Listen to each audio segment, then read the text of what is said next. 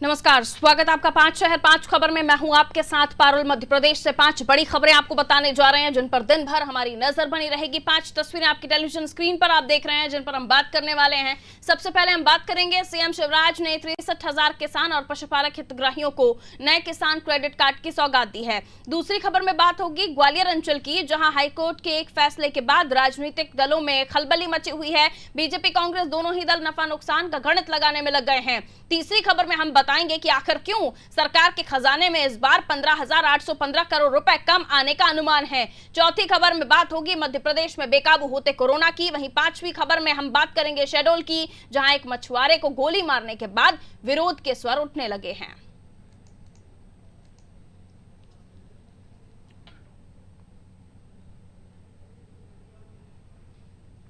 तो उपचुनाव से पहले सरकार एक्टिव मोड में है। लगातार प्रदेश के लोगों को सरकार सौगातों पर सौगातें दे रही है। किसानों से लेकर हर वर्ग को सरकार साधने में जुटी हुई है। अब सीएम शिवराज ने 63,000 किसान और पशुपालक हितग्राहियों को नए किसान क्रेडिट कार्ड की सौगात दी है, जिसके लिए मिंटो हॉल में कार्यक्रम आयोजित किया गया। सबको साथ सबका विकास, जी हां, सबको साथ सबका विकास, और इस थीम पर आयोजित इस कार्यक्रम में सहकारिता मंत्री अरविंद भदौरिया भी मौजूद रहे।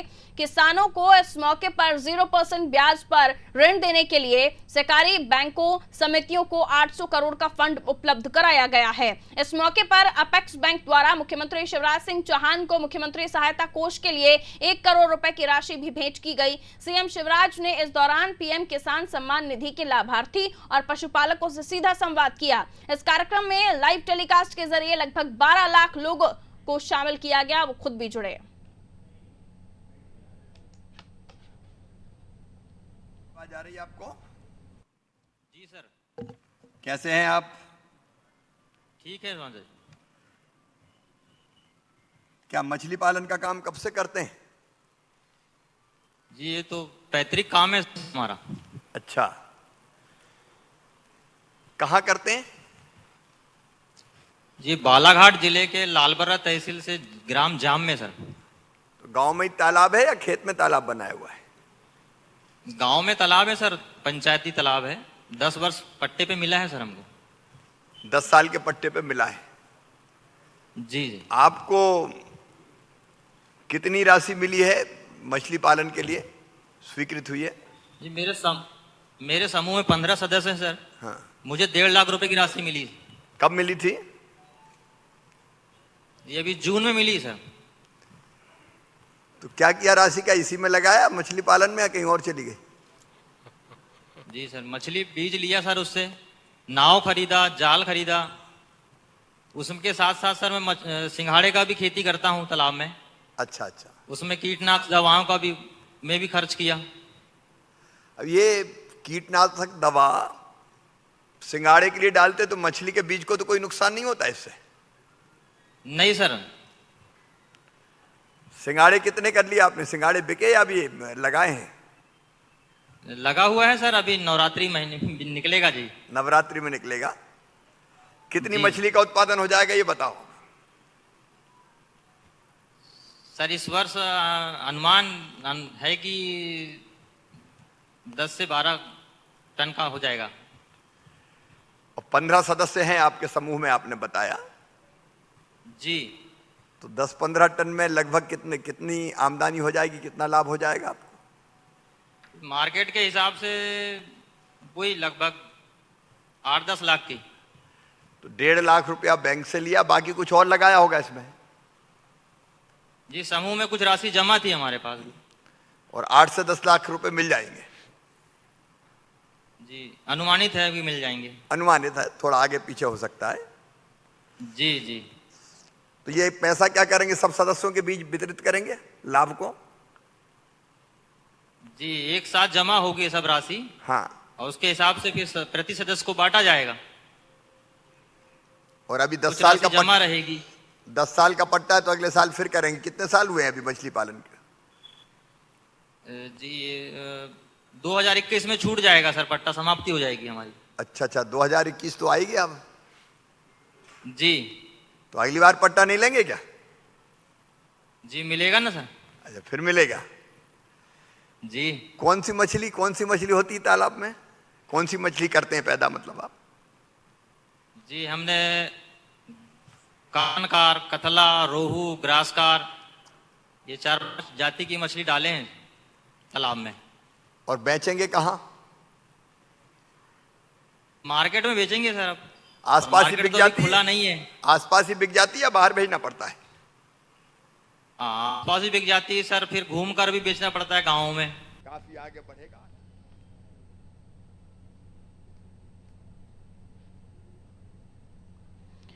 तो सबको साख सबका विकास ये कार्यक्रम हुआ और मुख्यमंत्री शिवराज सिंह चौहान ने 63,000 किसान क्रेडिट कार्ड भी बांटे हैं। सबको साख सबका विकास थीम पर आयोजित इस कार्यक्रम में सहकारिता मंत्री अरविंद भदौरिया भी मौजूद रहे और सहकारी बैंकों समितियों को 800 करोड़ का फंड उपलब्ध कराया गया है। सरकार पुरजोर कोशिशें कर रही है कि कैसे खासतौर पर जो लॉकडाउन में जो व्यवसाय भी लॉक हो गए थे उन्हें कैसे बूम दिया जाए, भले ही छोटे छोटे, लेकिन वो किस तरह से अपनी आय निकाल सकते हैं, अपनी अर्निंग निकाल सकते हैं, इस पर भी जोर दिया जा रहा है। मनोज वर्मा जी हमारा पॉलिटिकल एडिटर हमारे साथ इस वक्त जुड़ेंगे इस खबर पर जानकारी के लिए और उनसे हम चर्चा करेंगे और समझेंगे कि आखिर ये जो कोशिशें हो रही हैं हर छोटे से छोटे समूहों को भी संबल देने की कोशिश हो, कुछ राशि मुहैया करा के, चाहे वो बैंकों के माध्यम से क्यों नहीं हो। मनोज जी हमारा पॉलिटिकल एडिटर हमारे साथ इस वक्त फोन लाइन पर मौजूद हैं। मनोज जी, सबको साख सबका विकास कार्यक्रम का नाम, लेकिन वाकई हर छोटे व्यापारी को या व्यवसाय करने वाले लोग हो, चाहे वो मछुआरे हों, चाहे अन्य काम करने वाले लोग, उन्हें कोशिश की जा रही है कि इस लॉकडाउन में जो भी प्रभावित हुए वो कैसे अपने आप को फिर से खड़ा करें, और एक कोशिश है सरकार की तरफ से जो काफ़ी कामयाब दिखाई दे रही है। जी बिल्कुल, और एक बड़ा ऐलान आज मुख्यमंत्री शिवराज सिंह चौहान ने किया है कि केंद्र सरकार ने अभी तक पिछले साल किसानों के लिए सालाना 6,000 रुपए देने की घोषणा की थी। मुख्यमंत्री ने आज घोषणा कर दी है कि 4,000 रुपए उसमें राज्य सरकार देगी। यानी मध्य प्रदेश में जो किसान है, किसान सम्मान के नाम पर उनको साल के 10,000 रुपए दिए जाएंगे, जिसमें 6,000 रुपए केंद्र का हिस्सा होगा, 4,000 रुपए राज्य सरकार का। तो कह सकते हैं कि चुनाव के पहले एक बड़ी सौगात है किसानों के लिए, क्योंकि इस चुनाव में किसान कर्ज माफी बड़ा मुद्दा बनने वाला है। कांग्रेस लगातार कह रही है उसने किसानों की कर्ज माफी की और बीजेपी उसको कटघरे में खड़ा करती रही है। तो ऐसे में किसानों को एक बड़ी राहत की सौगात की है उन्होंने। इसके साथ ही कृषि विधेयक पर मुख्यमंत्री ने कहा कि जो तीनों विधेयक पास हुए हैं वो किसानों की आमदनी दोगुनी होगी, मंडी बंद नहीं होगी और अच्छे दाम पर वो उपज बेच पाएंगे। उसके साथ ही उन्होंने ऐलान किया है कि किसान क्रेडिट कार्ड के जरिए 0% पर सरकार ब्याज देगी, और उन्होंने किसानों की कर्ज माफी को जो पिछली बार सरकार ने दावा किया था उसको धोखा बताया है। तो कह सकते हैं कि एक बड़ा संदेश मुख्यमंत्री ने दिया है किसानों के लिए भी, और आज शाम को भी वो किसानों से संवाद करने वाले हैं। तब हो सकता है उनके लिए भी कुछ नई योजनाओं का पिटारा वो खोले। लेकिन जिस प्रकार से चुनाव के पहले सरकार लगातार सौगात बांट रही है, हमने देखा स्व सहायता समूह हो या किसान हो, चाहे मछुआरे हो या रेहड़ी वाले हो, या स्वनिधि सम्मान योजना हो, तो ये सारे वो कदम है जिससे आम आदमी को, जिसको कोरोना में काफी दिक्कतों का सामना करना पड़ा है, उसको एक बड़ी राहत सरकार देने जा रही है। मनोज, इसका थोड़ा सा सियासी एंगल समझने की कोशिश करें तो आपको लगता है जिस एरिया में फोकस है खासतौर पर ग्वालियर चंबल में, इन तमाम योजनाओं का खासतौर पर जिसको लेकर हम बात कर रहे हैं, सबको साख सबका विकास, इसका कोई इम्पैक्ट पड़ने वाला है? क्योंकि हर तरह के लोग वहाँ पर भी निवास करते हैं, तो एक सियासत भरा एंगल, इस पर आप क्या देखते हैं? बिल्कुल निश्चित तौर पर इसमें मैं कहा कि सियासी एंगल है, क्योंकि जैसे मैंने कहा कि किसान लगातार, कांग्रेस ये कह रही किसान कर्ज माफी की बात कर रही है, बीजेपी इसको आधा अधूरा बताती रही है। कल कृषि मंत्री कमल पटेल ने भी प्रेस कॉन्फ्रेंस की थी, उन्होंने ये स्वीकार किया था कि 51 जिलों में किसान कर्ज माफी हुई है, लेकिन वादा किसानों से कांग्रेस ने 10 दिन में कर्ज माफी का किया था, 15 महीने में भी इस वादे को पूरा नहीं किया गया। टोटल 55 लाख किसानों के कर्जे माफ होना थे। कांग्रेस का दावा कि 25 लाख किसानों के कर्जे माफ हुए, और उसमें भी हमने एक रियलिटी चेक किया था जिसमें साफ है कि आधे अधूरे कर्ज माफ किए, सारे कर्ज माफ नहीं हुए। तो बीजेपी इसका सियासी इसलिए फायदा उठाएगी क्योंकि जिन 29 सीटों के उपचुनाव है उनमें से ज्यादातर ग्रामीण क्षेत्रों से आती है, चाहे वो ग्वालियर चंबल की बात करें हम, चाहे वो मालवा की बात करें, चाहे महाकौशल की। तो ऐसे में जब किसान कर्ज माफी की बात कांग्रेस करेगी तो बीजेपी अपने गिनती बताएगी। जैसा मैंने कहा कि उन्होंने 6,000 से जो राशि मिलने वाली उसको बढ़ाकर 10,000 कर दिया है। एमएसपी की कल ही सरकार ने घोषणा कर दी कि उसको बढ़ा दिया है। बीजेपी कह रही है कि जो कृषि के क्षेत्र में तीनों विधेयक पास हुए हैं वो बीजेपी को फायदा देंगे। तो खुद केंद्रीय कृषि मंत्री नरेंद्र सिंह तोमर जिन्होंने बिल पेश किए थे लोकसभा राज्यसभा में, वो खुद भी मुरैना श्योपुर संसदीय क्षेत्र से सांसद है। तो बीजेपी ने निश्चित रूप से इसमें सियासी एंगल देखा और इसका पूरा फायदा उठाने की कोशिश बीजेपी अपने उपचुनाव के दौरान करेगी। चलिए, बहुत शुक्रिया।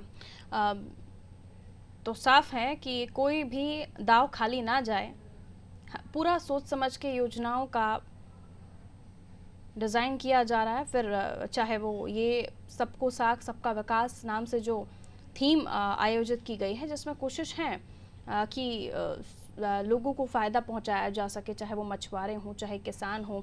63,000 किसान और पशुपालक हितग्राहियों को नए किसान क्रेडिट कार्ड दिए गए हैं। अपने आप में बड़ा आंकड़ा, जिसे पूरी तरह से कोशिश होगी कि कैसे उसका फ़ायदा लिया जा सके, लेकिन इस फ़ायदे के पीछे किसानों और आम जनों का भी फ़ायदा है, इसे भी नहीं भूलना चाहिए।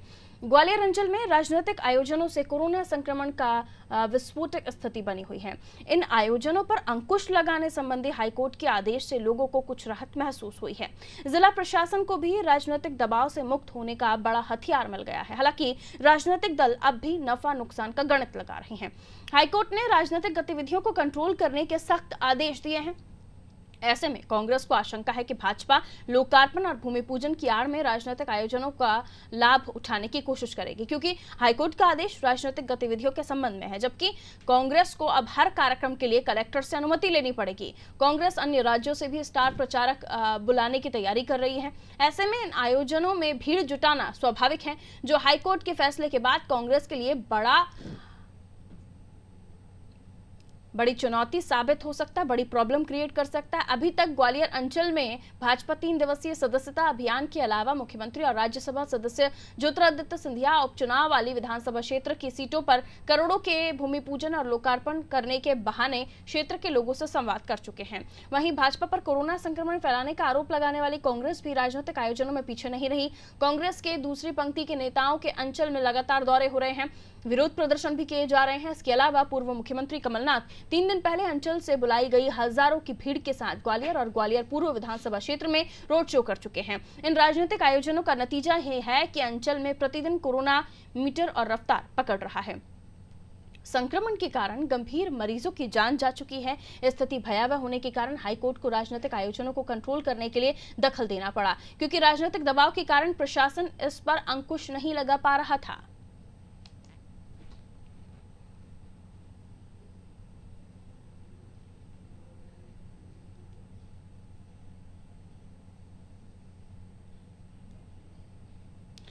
तो एक बड़ा आदेश हाईकोर्ट की तरफ से निकला है, खासतौर पर ग्वालियर चंबल में जो सभाएं हो रही थी, राजनीतिक सभाएं, उस पर अंकुश लगाने के लिए, और वो जरूरी भी था। जिस तरह से कोरोना के आंकड़े बढ़ रहे हैं, संक्रमण बढ़ रहा है, वो ये बताता है कि ग्वालियर चंबल अंचल में जिस पर राजनेताओं का खासतौर पर फोकस है, वहाँ किस तरह से कंट्रोल किया जा सके। और अब जब कांग्रेस को ये लगने लगा है कि राजनीतिक आयोजनों पर रोक है लेकिन सरकारी कार्यक्रमों पर नहीं, तो इस पर कैसे नफा नुकसान तोला जाए, वो तमाम चीजें आगे आप और भी आने वाले दिनों में देखेंगे। अगली खबर की ओर बढ़ेंगे।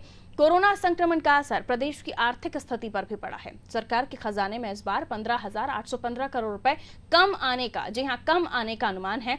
केंद्रीय कर और राज्य के करों से होने वाली आय घटने की संभावना वित्त सचिव ने बजट अनुमान वर्ष 2020-21 में जताई है।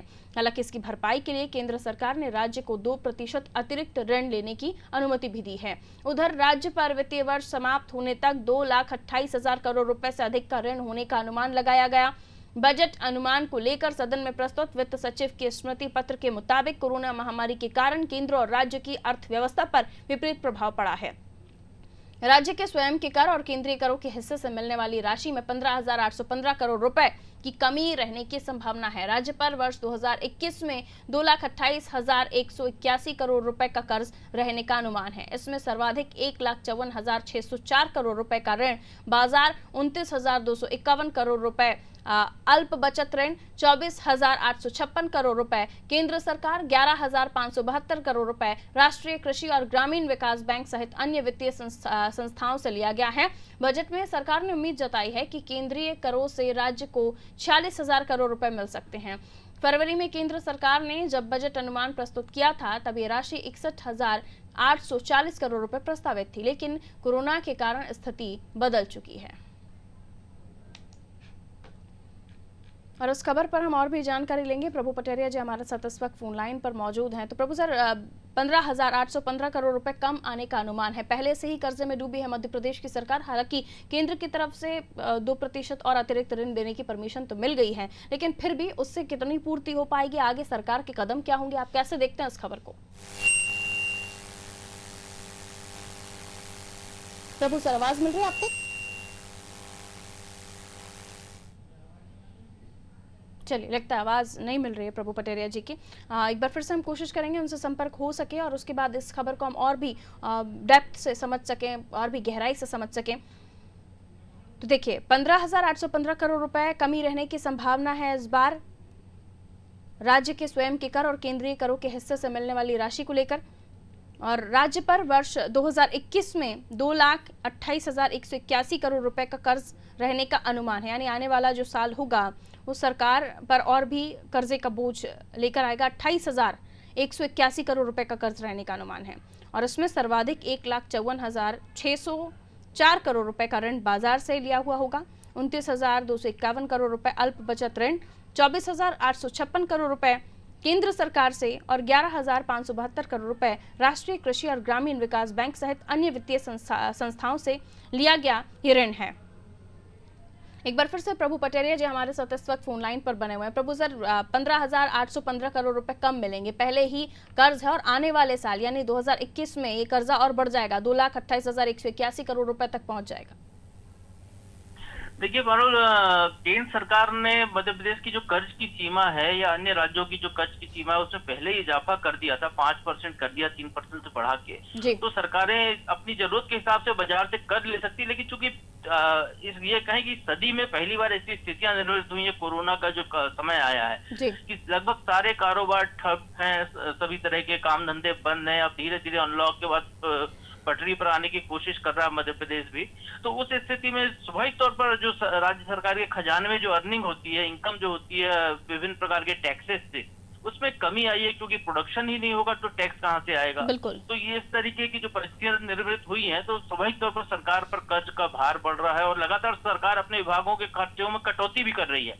जो पहले से जो निर्माण कार्य चल रहे हैं उनको ही पूरा फोकस किया जा रहा है। नई घोषणाएं जरूर हो रही है, नए भूमि पूजन हो रहा है, लेकिन वर्क शुरू नहीं हो पा रहा है उनमें, क्योंकि सरकार उनको रोक के रख रही है कि जब स्थितियां सुधरेंगी उसके बाद उनमें काम किया जाएगा। जो बहुत जरूरी काम है उन पर ही सरकार पैसे खर्च कर रही है। और सबसे बड़ी देखने वाली बात है कि लगातार हर महीने 1,000-1,500 करोड़ रुपया बाजार से सरकार कर्ज उठा रही है, ताकि प्रदेश के जो खजाने की खराब हालत है उसको मेंटेन किया जा सके और काम चलाया जा सके। पारुल सर, आगे आप कैसे देखते हैं सरकार के वो कौन से उचित कदम होंगे जिसके बाद स्थितियों को सुधारा जा सके, क्योंकि हालात तो अभी भी ठीक नहीं है और आने वाले और भी दिनों तक ठीक नहीं दिखने वाले हैं, क्योंकि एकदम से कोई भी बिजनेस बूस्ट नहीं पकड़ रहा है, बूम नहीं पकड़ रहा है। देखिए, सरकार अपने कदम उठा रही है सुधार के। जिस तरीके से स्टाम्प ड्यूटी में जो 3% का सेस लगता था उसको घटा उसको कम किया गया है, जीएसटी वाला जो है उसको कम किया गया है। इसी तरीके से अलग अलग जगह पर सरकार छूट देकर लोगों को ये कह रही है कि कोशिश करिए बताने की कि आप आइए, अपने काम धंधे कीजिए, रोजगार जहां पे सृजित हो सकते हैं उन कामों को बढ़ाने पर जोर दिया जा रहा है, प्रोडक्शन बढ़ाने पर जोर दिया जा रहा है, उद्योगपतियों की तरह तरह की सुविधाएं देने की बातें की जा रही हैं। तो एक तरह की सरकार चाहती है कि प्रदेश पहले की तरह पटरी पर आए और सरकार का जो रेवेन्यू जनरेशन है उसमें भी सुधार है। जैसे हम देखते हैं आबकारी वाला जो मामला है, आबकारी ठेकेदारों की बहुत सारी शर्तें सरकार मानी और बहुत सारी शर्तें मानी भी नहीं है, क्योंकि वो चाहती है कि इनका भी काम चले, क्योंकि सरकार का एक रेवेन्यू का जो तीसरे या चौथे नंबर का सोर्स है सबसे ज्यादा जहां से आता है वो आबकारी डिपार्टमेंट है। तो सरकार वहां पर भी फोकस कर रही है। इरिगेशन के जो पुराने पैसे पड़े हुए सिंचाई के, उसके लिए सरकार पूरा ध्यान लगा रही है कि वहां से भी रिकवरी हो जाए। नगरीय निकायों में जो शुल्क लोगों का संपत्ति कर जैसे जो शुल्क है आम आदमी से जो वसूलने का मामला है उस पर भी फोकस किया जा रहा है, उसके भी टारगेट दिए जा रहे हैं। तो रेवेन्यू जनरेशन के लिए लगातार कोशिशें हो रही हैं हर क्षेत्र से, जिससे चूंकि आम जनता के हित में ही इस राशि को खर्च करना, जो पैसा सरकार के पास आता है, तो उसकी कोशिशें लगातार जारी है। चलिए, बहुत शुक्रिया प्रभु सर जानकारी देने के लिए। तो कोशिशें लगातार जारी हैं सरकार की तरफ से भी कि कैसे भी जो सिचुएशंस हैं, जो व्यापार हैं या फिर किस तरह से प्रोडक्शन को बढ़ाया जा सके ताकि प्रदेश की आर्थिक स्थिति को ठीक किया जा सके, अर्थव्यवस्था को ठीक किया जा सके और जिसके बाद लगातार जो कर्ज लेने की स्थिति मध्य प्रदेश की बन रही है उसमें कहीं कुछ राहत मिल सके, क्योंकि सरकार को फिलहाल इन स्थितियों को सुधारने के लिए लगातार बाजार से कर्ज लेना पड़ रहा है, कभी 1000 करोड़ रुपए तो कभी 1500 करोड़ रुपए, और केंद्र की तरफ से पहले ही छूट दी जा चुकी है। लेकिन ऐसे में सरकार की तरफ से जो वर्तमान में जो चलित कार्य है, यानी जो फिलहाल काम हो रहा है जिन पर, उन पर ही इन्वेस्ट किया जा रहा है। बाकी जो नई योजनाओं को अमली जामा पहनाना था वो फिलहाल धरातल पर अभी नहीं हो रहे हैं, क्योंकि फिलहाल उतना बजट सरकार के पास है नहीं। आने वाले समय में जरूर योजनाएं हैं कि क्या क्या होगा, क्योंकि कभी हालात एक जैसे नहीं होते, तो भला मध्य प्रदेश के हालात एक जैसे कैसे होंगे। आने वाले समय में स्थिति दुरुस्त होगी और उसके बाद सरकार फिर से जो काम है उनको पटरी पर लेकर आएगी। अगली खबर की ओर बढ़ेंगे। मध्य प्रदेश में कोरोना का प्रकोप तेजी से बढ़ता जा रहा है। एक तरफ संक्रमितों का आंकड़ा तेजी से बढ़ रहा है, वहीं मौतों का आंकड़ा भी डरा रहा है। प्रदेश में अब तक 2000 से ज्यादा लोग कोरोना से जंग हार चुके हैं। प्रदेश में पिछले 24 घंटे में 37 लोगों की मौत कोरोना से हो गई। वहीं प्रदेश में पिछले 24 घंटे में 2523 कोरोना के नए मरीज भी मिल चुके हैं, जिसके बाद प्रदेश में कोरोना का आंकड़ा 1,08,000 के पार पहुंच गया। दूसरी ओर राहत की बात यह भी कि पिछले 24 घंटे में 2244 लोग कोरोना को मात भी दे चुके हैं, यानी ठीक होकर अपने घर जा चुके हैं, जिसके बाद अब तक 83,600 के ऊपर मरीज अब तक कोरोना से जंग जीतकर अपने घर जा चुके हैं। अभी प्रदेश में कोरोना के एक्टिव केसेस 22,500 से ज्यादा हैं। राजधानी भोपाल में भी कोरोना तेजी से पांव फैला रहा है। भोपाल में भी रोज 200 से 250 से ज्यादा मरीज सामने आ रहे हैं। राजधानी में सोमवार को 248 नए केसेस मिले, मंगलवार को भी 271 नए केसेस मिले हैं। अब सवाल यही कि आखिर कोरोना कैसे कंट्रोल होगा। सरकार और विपक्षी दल उपचुनाव की तैयारियों में जुटे हुए हैं। आम लोग भी पहले की तरह सतर्कता नहीं बरत रहे। ऐसे में तेजी से फैल रहे कोरोना के संक्रमण पर कैसे काबू पाया जाए, ये सवाल यथावत है।